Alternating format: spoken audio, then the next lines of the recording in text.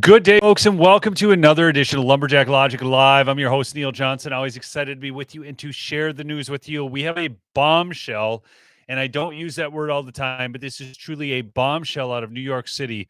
We have illegals voting in elections in New York City. Now, I know you're thinking, well, Neil, that's not really a bombshell. We kind of suspected that. We now have it caught on camera. Okay, election worker caught on hidden camera admitting non-citizens registered to vote. We accept anything that comes over the counter, he said, and that's not my job to report it to anyone. No, I'm not kidding. This is happening in New York City right now. Folks, do me a favor, smash that like, do chat in with where you're from, help get this stream out there because this is important. I'm going to start out, before I even get into the story, I'm going to pull up U.S. Senator John Thune's website. Here is the contact information. Okay. There it is for you. Phone number 202-224-2321. This same site, too, if you want to go to his contact page, you can email him and so on. You can email him a link to this show. You can email him a link to the articles or the X posts that I'm going to be sharing with you. But, folks, this is the most important issue we have right now, getting this SAVE Act across the line. When we finally got Susan Collins to agree, we're going to talk about the standing filibuster as well in this show and why this needs to be implemented in this case. This is absolute absurdity. We have what's called the zombie filibuster. That is simply where senators email in. That's right, called phoning it in for work and saying, hey, we're just not going to support this. And then they never bring it to the floor. There never needs to be a talking filibuster. And the senators never even need to show up on the floor of the U.S. Senate. They're taking your money. They're insider trading. And now to add insult to injury, they won't even show up to work. These people are pathetic. All right, let's get into the article here, Rebecca. Muckraker goes undercover in New York City. This out of the Gateway Pundit. Board of Elections worker caught on hidden camera admitting non-citizens register to vote. We accept anything that comes over the counter, and that's not my job to report anyone. So, conservative investigator journalist Muckraker just dropped a bombshell undercover video that should tear every American concerned about election integrity. Posing as a Canadian green card holder, that's a non-citizen, folks, Muckraker walked into a New York City Board of Elections office at 200 Varick Street 10 and was told on camera that the office routinely accepts voter registration applications from non-citizens, will process them, and will not report the illegal attempt. What the hell are elections workers even doing if they can't form the basic security presence, the front line for election security, folks? What are they even doing? What's the point of even having them there? Why not just mail in your freaking form? Why not just call in? Why not just do it online at this point? What's it matter? Because the fraud isn't being stopped where it should be. This should tell you just how important the SAVE Act is, why the Democrats are rising up against it in such big fashion. And now you got to wonder why John Thune is doing the same. Is it because he's on the take in the inside of government? Is that what's going on here? Johnny baby, if you see this video, because I am telling you, we are not impressed with your outlandish behavior telling us that the coin of the realm in the Senate is time on the floor and we can't possibly bring a standing filibuster because we have other important legislation to pass. Tell me, Johnny boy, what legislation do you have to pass that's more important than this right now? We are having our elections stolen from us before our very eyes, and this clown, well, I won't say it. All right. I caught myself, folks. I caught myself. All right. Again, please smash that like. Do chat in where you're from so we can get this out. But let's go to the X post, Rebecca, and let's see what's going on here. Let's just watch the first 10 seconds just so you can get a little shock value here, folks. I'm not going to play all the intro because of the music. It seemed like before you were about to accept my voter registration form, even though I told you I was a green card holder. I'm just a green card holder. Like, so you're not going to report me if I do this. Because No. We accept anything, folks. Okay, so let's get into the actual video. We're going to skip ahead here on this. You're going to see the actual interaction from start to finish. It's about 5 minutes long. Okay, we may interrupt it a couple times, but let's just start it up here, Rebecca. So I talked to a gentleman before, and he said he could help me with registering to vote. It's my first time. So what do I have to show you guys? Everything you fill out, you swear in an affidavit that everything you're putting down is true, and that's it. Can I have a seat? Fill it out. Oh, got it. Okay. And that's it. Hold on one second there. So this is just like in Minnesota. You can show up, folks. This is happening in more than just New York. Do you think that this scenario that you're going to see here on video and you're starting to see is not happening in other states that have, well, just fill out the form and have somebody vouch for you or fill out this affidavit? State by state, but the bottom line, and some you can even do this the same day in Minnesota. Just show up at the polls, bring somebody who says, "Oh yeah, they live at apartment XYZ." Do you think they're going to go through afterwards and go, "Hey, oh that's right, we won the election now, but let's make sure that they were all legal votes"? Do you think that's how that's working in these Democrat-run states? Come on, man. Gets me worked up. Tell you what, folks, this is insane. I'm a green card holder from Canada. Okay, yeah, you gotta be a citizen. I wouldn't fill it out. You want to fill it out? Yeah. Okay, now you watch. gotta be a citizen to fill it out. Notice that he doesn't tell me it would be illegal to complete the application as a non-citizen, only that he doesn't recommend it. From here, things get more concerning. The reason why somebody told me that they were a green card holder and that they came in and then they submitted and they were good. We can't stop you from submitting the application, and if it goes through, but most likely, because they don't do like a full background check once in a while.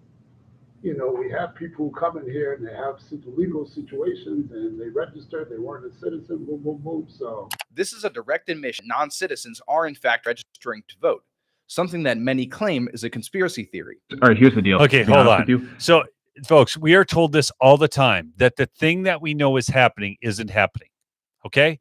Now, he's saying we're not going to go through and check this. Okay? That's not what we do. We're just going to take you at your word. You fill out the form. Away you go. He's just telling them, hey, maybe, I don't know. I mean, if you did get caught, that wouldn't be so good. But I'm not doing anything about it. Let's keep going. I'm like, I'm really against everything that's going on right now, and I'm trying to do my part. So, like, do you mind if I fill this out? Or I was like, is it okay with you? It's up to you. That's like, I can't tell you what to do. If you want to fill it out. But everything is clearly stated, especially at this bottom, it says American citizen. So what you know, if you fill that out and you're not, you know, if it comes back to you, it comes back to you. It doesn't, it doesn't. But we accept anything that comes over the counter. Okay, right there. Okay, he's kind of giving him a warning. Look, you know, you could get caught on this, but hey, wink, wink. We're not going to do anything about it. We accept anything that comes over the counter, and we're not double checking this stuff, folks. This is he knowingly committing an election crime. The guy on the other side of the desk is knowingly committing an election crime here. He is saying, you give this over to me. I'm not kidding. He's sympathetic to the man because, of course, this Canadian, quote unquote, is opposed to Donald Trump's administration. That's what makes this all acceptable. You're not going to report me or something like that? No, I'm not. No, we don't report anyone. Whoever fills that application out comes to us. But I'm just a green card holder. Like, I don't want to get. You're not going to report me if I do this, because No, I'm not. No, I'm not. Wow. It's not my job to report anyone. My job is just to collect the application and put it inside it to the department. Under New York election law, Section 17106, any election officer who willfully violates any provision of the election law relative to the registration of electors is guilty of a felony. It would be a criminal offense for this worker to process my voter registration after I admitted to being a non-citizen. Can I take this with me? Is that okay? Yeah, take one of these. Yeah, you take that or, take another. Okay, I mean, do you see how accommodating he is right now? Do you see how accommodating it? Oh, sure, whatever you need. You want to take it with you? You want to, whatever. But he just cited law, okay, to us. This is a felony. And I think you all would know a felony. Obviously, only American citizens are supposed to be voting. Do you think, I mean, so we're constantly told, people, that states like Texas are purple. States like New York are unwinnable. States like Minnesota are unwinnable. Yet Trump was within 3 points, and we still saw the same stupid anomalies that we saw with the Biden election, with the Tim Walz, Scott Jensen election. The same single upward spike in the graph. Okay, so are these mayors? Answer this in the chat. Do you think that these mayors, that these governors in these blue states, blue cities are holding on to power through fraud? What is the actual number that a conservative needs to win by to actually win? That's a question. I'm curious. What do you guys think? What do you think the number is that a conservative needs to win by to actually win? How many fraudulent voters do they have lined up? Is this number, do we need to win by 7% to eke out a 2%? Is it 5%? What do you think the number is? Keep some looking in the chat. All right. Keep going, Rebecca. Clear. If I do this, you will be able to submit it for me, not a problem. Yeah, we'll submit it. That's, because we can do our background check on you. We just collect it, this and that, and that's it. Okay. I mean, we're going off your word. I mean, if you check off, because at the top we'll ask you, you're citizen or not. You check yes or you check no. We get registrations come to the mail. Whatever comes through, we accept. And then Wow. It's submitted. We walked out of the office and ultimately didn't submit any application, as doing so would be illegal. We later returned to try to get more information from this worker. However, when we did so, he seemed to get suspicious of us. Hold on one second, Rebecca. There was a person in Wisconsin, you guys may remember this case, who submitted, multiple ballots and then reported themselves, And all they did was they did it to show that you could have multiple ballots being counted in a federal election. I don't know if y'all remember this story, but anyways, that person was just charged in Wisconsin. They turned themselves in. They said this was to show that this could happen. And yet, because they committed a crime by exposing the real crime, they were sentenced. That's why he will not turn this in, even though he could turn this in, and you would then clearly see later that they accepted his application. To the coworker, then changed his tune and refused to accept our application. Despite this, it seems from our first interaction that this worker was willing to accept my voter registration application when I actually claimed that I was not a U.S. citizen. How many non-citizen voter registration applications has this worker or his coworkers accepted? Why did he suggest he would process my application? We asked him ourselves. Here's what he had to say. This is the gentleman who was about to accept my voter registration form the first time we went in, when I said that I was just a green card holder. Here he is now. He doesn't want to atone for what happened. You mentioned to me that you've had situations where non-citizens have registered to vote. Can you tell me more about that? Can you tell me a little more about that? Wow. It seemed like before you were about to accept my voter registration form, even though I told you I was a green card holder. Hold on one second, folks. You need to follow this, by the way, on X. I think it's just at Muckraker, isn't it, Rebecca? Let me just double check here for you, folks. No, it's at Real Muckraker. That's the guy's handle on X. This should point out to you just how important these independent citizen journalists are, people like a Nick Shirley or this Real Muckraker. Even myself, I did a fraud investigation with my daughter. We went down to the cities and did that. You guys saw that. Or we went around and looked at the small union transportation companies. But folks, it is so important. These people are doing the work. Do you realize this guy will not talk to him about the real issue ex post facto? But he was free with telling him that he wouldn't stop him ahead of time. So this is so important, that undercover journalism, which the media calls, what's the new word they used for that? The New York Times just ran an article on this the other day and called it something else, kind of slop journalism. Tell me what's sloppy about this. This is a very thing the mainstream media will not do. We're going back to the video here. Things like that happen. I just want to know, so you were about to accept my voter registration form the first time until upper level management got involved. How many, if any, non-citizen voter registration forms do you guys process? How often does that happen? Because it seemed to me like you were about to accept my form. Can I get an idea of how commonplace this is?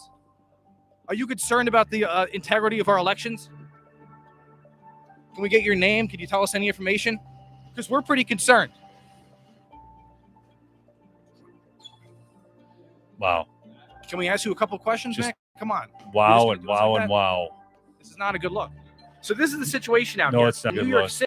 It's not a good look at all, folks. I mean, this is again, I kind of get worked about this. Again, put up John Thune's contact information again, Rebecca. You guys, this is why the SAVE Act is so important. Here's how you get a hold of John Thune. This is his Washington, D.C. office. Obviously, if you're in South Dakota, he's got a Sioux Falls and Aberdeen and a Rapid City office. You guys can even stop in if you're in South Dakota. His phone number again is 202-224-2321. The filibuster is not... it's really interesting right now. There's this whole narrative about the standing filibuster is somehow bad. No, the standing filibuster is actually the filibuster. The zombie filibuster, just emailing in, that's not a real filibuster, folks. Nobody needs to talk. Nobody needs to object. Nobody needs to carry on. It's absolutely ridiculous. In fact, I'm going to go. Dan Bongino had John Solomon on his show. I'm going to play that clip for you right here. That's the storm has arrived, Rebecca. But anyways, we got the clip here with Dan Bongino and John Solomon. Let's play that. Now we have a bunch of lazy senators who want to threaten the filibuster and get off their feet and talk and really represent the people and stand for what they believe in. And all the American people are asking John Thune to do is to restore the Senate to the way it used to work before Mitch McConnell's lazy filibuster ideas kind of came into play. And I think that the American people are going to be there. Here's what I think is going to happen, Dan. And I think you probably know some of this because you had a foresight into some of the things that the Bureau now knows that was kept from the American public. I think Donald Trump is going to change the narrative in America. I think he's going to change some senators' minds, and he's going to do it by revealing some of the things that Chris Wray and that Chris Krebs and other major officials who were in charge of the integrity of our elections and who told us it was a perfect election in 2020. He's going to start revealing some of the intelligence that was kept from the American people. And we're going to see that our foreign adversaries have monkeyed with our system more than we knew, more than those driver's licenses coming into Chicago that you helped get all of us to understand about a few months ago about China sending fake driver's licenses to help Joe Biden in. There are going to be significant efforts by foreign powers, some friends, some enemies, that were trying to meddle in the system, and they got pretty far down that path. And I think when senators realized their state could have been targeted, and senators realized that the intention of the identities of some of their voters might have been assumed, I think there's going to be a different debate in America. I think if the president takes the time to educate people and show them that maybe the stories we got from the last leadership weren't true.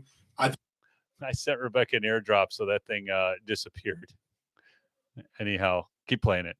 American. I think if the president takes the time to educate people and show them that maybe the stories we got from the last leadership weren't true, I think he's going to pick off the votes. And then the American people are going to put some pressure on John Thune, and they're going to surgically implant a stiff back, and he's going to change that filibuster for this particular thing, make it a standing filibuster, make the Democrats talk till they drop, and then we'll get a vote in the summer. But I think there's some big, significant, and very troubling revelations about the vulnerabilities of our elections that the president is about to unveil on the American public. So, folks, that's why Tulsi Gabbard is so important. I sent you that airdrop, Rebecca. That's I want to pull that post up. But Tulsi Gabbard showing up in Georgia, Tulsi Gabbard being involved in the election apparatus. Folks, that's so important right now. Apologize for sending that airdrop while you were watching that video, folks. But you still got the audio of it. This is a post by Senator Mike Lee I wanted to bring into the show, but he says the talking filibuster was enforced during the Senate's consideration of the Civil Rights Act of 1964. The filibustering senators eventually relented. It took time, but it worked. It's time to do it again to pass the Save America Act. It's our only shot, and I believe it'll work. The senators are going to want to go home at some point. They will not keep this up forever, folks. The Democrats will not. Okay, and it's interesting that this was during the Civil Rights Act that he references. I believe that was the Democrats that were actually standing up on the floor filibustering. After weeks of actual filibuster, not the fake zombie filibuster, he goes on in the next part of the chain here, the Senate finally achieved cloture as the filibustering senator exhausted and realized they were on the losing side of history. That's the magic of requiring senators to actually speak when they filibuster. Making filibustering senators speak also tends to produce negotiations that wouldn't otherwise occur. That certainly helped move things along in 1964. So that's what's going on in the Senate. And again, as you watch this video, as you've seen this undercover video out of New York, and you see what's actually happening, how easy it is to get illegally registered, illegally vote in these elections, the very thing they're telling us isn't happening actually is happening. I'm going to go to a post here about Mitch McConnell. Mitch McConnell, who is a no vote on the SAVE Act, over 90% of his constituents would vote yes, but his owners don't want it. And here's Mitch McConnell walking around in the Senate. This is like, you've got to be kidding me. Mitch, are you afraid of the America First wing that's replacing your Republican establishment? Are you scared of Tucker Carlson?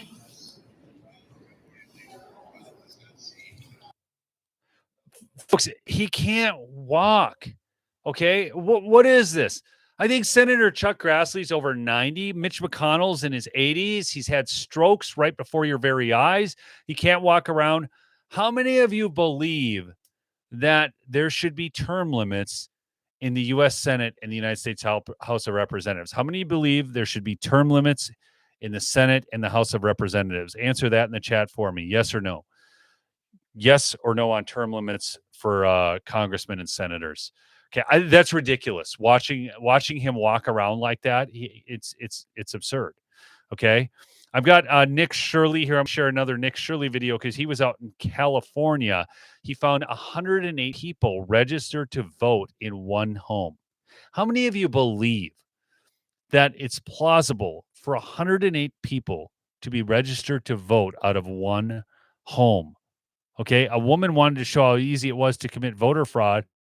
She registered her 2 dogs and they voted. She was caught. Okay, a woman voted in 4 times, but she was already dead. Okay, let's watch this. Because she's 100 years old and she voted last election from here. Can you see my? I said I want. I just want to make sure you're not 126 years old. No, I'm not. And do you think it's possible like illegal 126 migrants to be years old? voting? Do you know Not really. Hold on. We just watched the thing out of New York. It's not like they're checking these people. It's not like they're checking them over, folks. So this is Nick Shirley's new video. I'm going to actually post the link in the chat for you, folks. Let's see if I can. Will this swing over? Am I mirroring? I'm not. All right. Well, maybe I won't. Oh, am I over on there? It mirrored to that computer now, Rebecca? What the heck is going on? It's supposed to mirror to the little one over here, and it's not. Yeah, no, it's mirroring onto both my.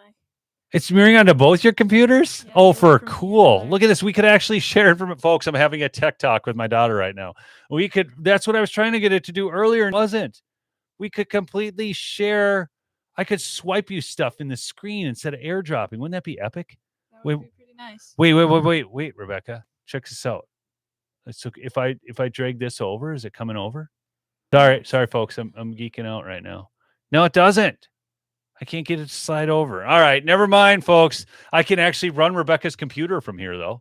My mouse. Sorry. Tech Talks with Neil. We're not the most technically savvy, but we just figured that out. Anyway, but this is Chicago One Ray on X. Okay, if you are, let me see if I can. Oh, no, that one won't go over. Anyways, let's keep playing that a little bit. I'm worried about the music and copyright, so I might blather over it every once in a while. Like for 108 people, that were registered here. When it comes to fraud, most people think about money. However, there's another potential massive fraud story taking place in America, one tied to the most consequential system in our country, which is our voting system. This has to do with everything about who runs the country and how elections are actually controlled. And if we don't have voter integrity, what even are we? And exactly. There's one state that is Stop it there, Rebecca. What even are we? 108 people registered to vote in one home. This was out in California, plus all the other. Nick Shirley says that California is the breeding ground for voter fraud. Now, those of you who live in Georgia, who live in Pennsylvania, who live in Michigan, who live in Wisconsin, who live in Minnesota, some of these other states, New York, you're going to say that you're the breeding ground for voter fraud. But Nick Shirley said that it's California. And I don't know. Folks, comment on the chat. What do you guys think? What is the worst state for voter fraud in the nation right now? What is the worst state in the nation for voter fraud right now? Curious as to what you think. And again, I'm going to bring back Senator Thune's contact information because I know people are jumping in and out of the stream. But there it is, the number 202-224-2321. You can also go to that website. It's just thune.senate.gov. Okay, and you can go to his contact information. You can send him an email as well. Send him an email to some information about the voter fraud taking place in the country. Send him links. Tell him how important this is, how he needs to invoke the standing filibuster, and we need to get this thing passed. It is the only way forward, folks. We don't have the 6 votes to cross the threshold to get past the filibuster. So the only way is to hook the standing filibuster and make them stand up and talk. Remember Hakeem Jeffries and his bold and brave performance. Okay. Also, the mega sale is going on right now at MyPillow, mypillow.com/lumberjack, or call 1-800-568. Is it 568-2865? I think 1-800-568-2865. Anyways, play the mega sale ad quick, Rebecca. It's finally here, our second annual mega sale. This sale only comes around once a year, so take advantage of the best offers ever while you can. For example, save 50% on our Giza Dream bed sheets, as low as $29.98. And for the first time ever on TV, MyPillow mattresses and MyPillow mattress toppers, as low as $99.98. And you save 50% on our Lux Pure 6-piece towel sets, regular $69.98. Now only $39.98. And our best-selling standard My Pillows, regular $49.98, on sale for $17.98. Wait on it, mega sale, only $14.98. So go to mypillow.com or call the number on your screen. Use this promo code to take advantage of our second annual mega sale. But wait, there's more. To make the mega sale even more special, when you order right now, your order's going to ship absolutely free. There it is, folks. Go check it out at the mega sale at mypillow.com. You can also get these Rev 7 energy drinks, and the coffee is back in stock. Folks, thank you so much for listening to another edition of Lumberjack Logic. You're the best audience on planet Earth. And if you're new, remember to subscribe. We'll see you on the next episode. Peace out.